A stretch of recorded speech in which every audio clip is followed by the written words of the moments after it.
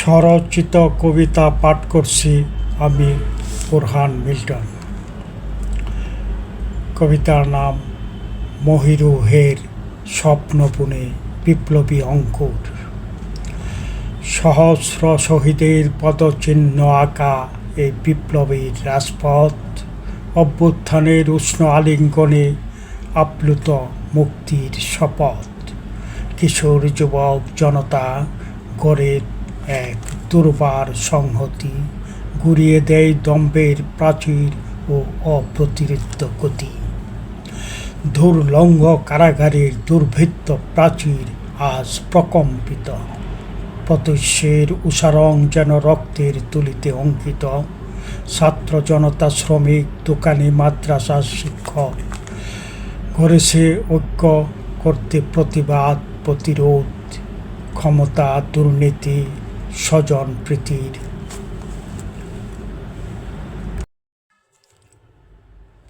করেছে ঐক্য করতে প্রতিবাদ, প্রতিরোধ, ক্ষমতা, দুর্নীতি, স্বজন প্রীতির দুরারোগ্য বিধি।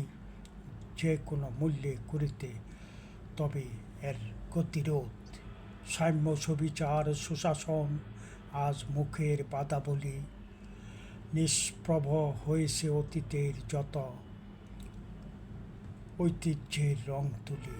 ছিনিয়ে আনিতে নিষ্পেষিত জনতার অধিকার, মুষ্টিবদ্ধ হাত আজ ঊর্ধ্বগামী পায়রার ঝাঁকে সঞ্চার। পায়রাগুলি মুক্ত স্বাধীন নীলাকাশে ছুটে চলে নিরন্তর, তাদের পাখায় বেজে ওঠে সাইরেন, কেঁপে ওঠে স্বৈরশাসকের নিষ্ঠুর অন্তর। ক্ষমতার লাগাম ধরে রাখতে তারা হয়ে ওঠে মরিয়া। হাজার হাজার নিরপরাধ জনতাকে মিছিল থেকে নিয়ে যায় হাত পা বাঁধিয়া। কাউকে নিয়ে যায় চ্যাংদোলা করে, কাউকে মেরে ফেলে পিটিয়ে, কাউকে আবার হাত পা ভেঙে ফেলে মাথার খুলি দেয় ফাটিয়ে। এভাবেই চলে দমন পীড়ন, নিষ্ঠুরতার এক জ্বলন্ত উদাহরণ। এখানেই প্রতিরোধ, এখানেই প্রতিশোধ, এখানেই শুরু হয় বিপ্লবীর বীজ বোনা। বীজ থেকে অঙ্কুর, তারপর বেড়ে ওঠা, বেড়ে বেড়ে মহিরুহ হয়ে তা ঘিরে ফেলে বাংলাদেশের চতুর সীমানা।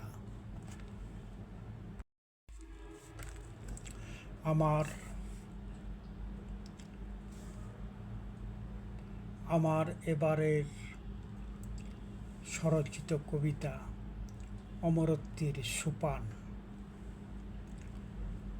পড়ছি আমি বুরহান মিল্টন। পাথর চাপা সময়ের নিষিদ্ধ গ্রন্থাগারে খুঁজে ফিরি প্রাচীন গণতন্ত্রের ইতিহাস। খুঁজে ফিরি স্বার্থহীন রাজনীতির প্রয়াস, খুঁজে ফিরি কল্যাণকর সময়ের নির্যাস। খুঁজে ফিরি বিপ্লবীর উদ্দাম পিয়াস। নির্মোহ মিছিলের আয়োজন আজ অনিবার্যভাবে প্রয়োজন। স্লোগানে স্লোগানে মুখরিত হয়ে বিদীর্ণ হয়েছে বন্দিশালার লৌহ তোরণ। শতাব্দীর সূর্য তরুণ পদাতিক ব্যাটালিয়ন, অপ্রাপ্তবয়স্ক কমান্ডার বীর তেজিয়ান। প্রকল্পিত বাংলাদেশের মাঠঘাট রাজপথ, বৈষম্য বিরোধী আন্দোলনে নিয়েছে রক্ত শপথ। নিষ্পেষিত রুদ্র জনতার দুরন্ত পদধ্বনি, বজ্রনিনাদ স্লোগান আনে দুর্বিনীত রণধ্বনি। ভয়হীন বালক বালিকারা রেখেছে কঠিন বাজি, স্বৈর শাসনের অবসানে তারা জীবন দিতেও রাজি।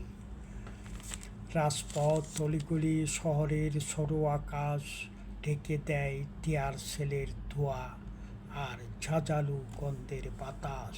তবু বিপ্লব থামানো যায় না, জ্বলে উঠে দাবানল।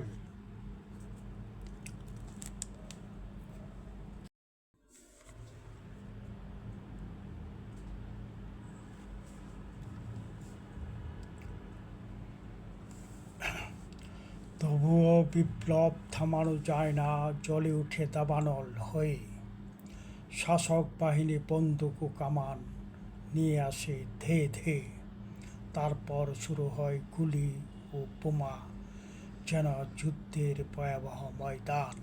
নিহত হয় শত শত, আহত তার 10 গুণ সমান।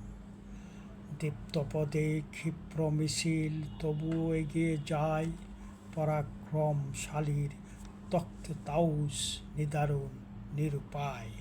সভাসদ যত ছিল চারপাশে, চোখের পলকে হাওয়া। কামিয়াছে ভালো জীবন বাঁচাতে, এখন উপায় বিদেশ চলে যাওয়া। সেনাপতি আর কোতোয়ালকে ডেকে সম্রাজ্ঞী করিলেন কঠোর আদেশ। বলিলেন তারা, মহাশয়া, গণজোয়ারের সুনামি উঠেছে, আপনার সময় শেষ। প্রাণ বাঁচাতে আপনার হাতে মাত্র কয়েক মিনিট পাবেন। এখনই যদি দেশ ছাড়েন, তবে হয়তো পার পেয়ে যাবেন। দাম্ভিক অতীত জীবনের দুষ্কর্মের ফসল আনে বিচলিত বর্তমানের অন্তিম ফলাফল। আবার উৎসর্গিত প্রাণ অনন্তে প্রবাহমান নশ্বর পৃথিবীতে পেয়ে যায় তারা অমরত্বের সোপান।